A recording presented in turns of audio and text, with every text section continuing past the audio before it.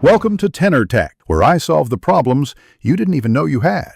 You begin by confirming essentials: GPS on, mobile data or Wi-Fi active, and the app has location permission. This lets the app compute passes quickly. Once done, choose a satellite catalog, NOAA, IS, or commercial, because catalogs define which objects you'll track. Then set your refresh rate. 5 seconds gives smooth updates versus battery saver modes.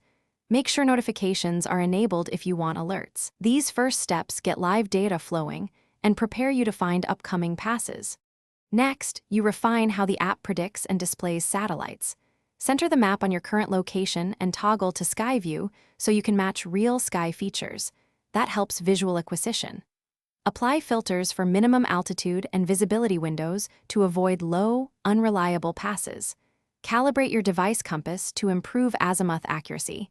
Then choose a prediction model like SGP4 for orbital accuracy.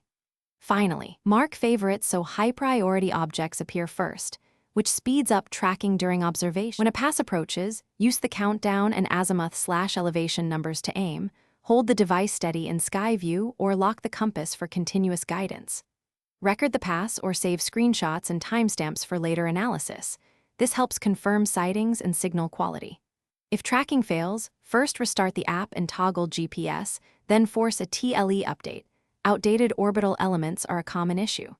If problems persist, reinstall the app. That clears corrupt caches and restores normal operation. Thanks for watching. Subscribe to keep your life in tune.